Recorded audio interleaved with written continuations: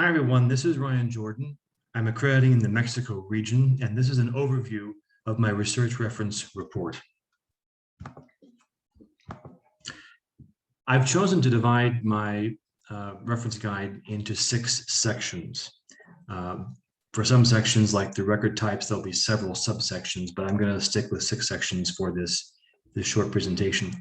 And those sections are our country overview, the research methodology in Mexico, the record types in Mexico region, the document interpretation resources, word lists, and unique records. For the first section on the country overview, this is where I will include material on the history of Mexico, particularly important dates of genealogical interest, like when vital records or church records began. Next, there'll be material on the major archives in Mexico, the national archives, the various state archives, as well as local and church archives. Then I will include material on libraries and organizations of both historical and genealogical interest, both in Mexico, the United States, and possibly in Spain. I'll also include material in this section on newspapers, again, both in Mexico and the United States, as well as the very important databases on maps, gazetteers, local history to understand the geography of the various parts of Mexico. And finally, I'll include some basic pointers to the online resources, the websites that contain material on migration history, again, local history, and as well as church records. Section 2 will contain material on research methodology. Most of this material will come from the Family Search Wiki in both English and Spanish, though there are other resources I can think of that lay out sort of basic guidelines for where you begin with research and also how you prioritize records. In the case of Mexico, church records and vital records are the most important. You also have a lot of migration records and, of course, things on family search.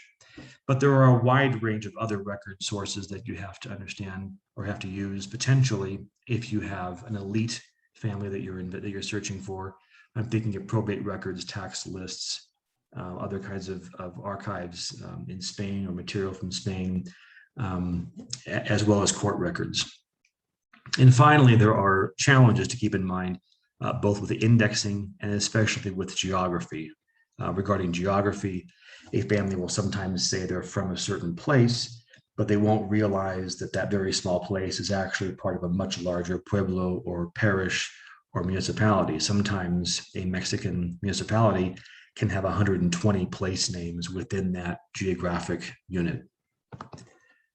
Section 3 will be my largest section on the record types in the Mexico region. And again, basing off material in ICAP-GEN, the most important records are those vital records, the civil registers, and the church records, along with gazetteers, again, to focus on geography. Many Mexican families can only be traced with the church records and the vital records.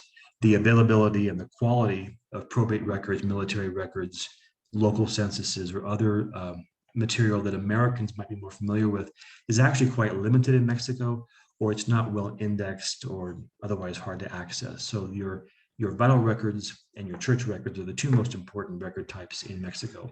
There are censuses. The 1930 federal census is the only federal census in Mexico, but going back to the colonial period, there were small parochial censuses, and certain towns may have collected a census of their own. And so these are throughout the country, often in local archives.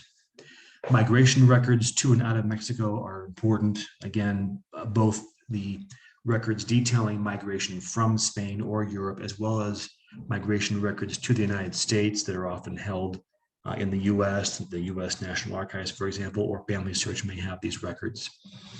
I'll also have material in this section on local histories, published genealogies, and cemeteries. It's all sort of local history material, as well as the somewhat less commonly used notarial, military, noble records, court tax records, and records in Spain, and some reference to records of the native races. I'll come back to that in section 6.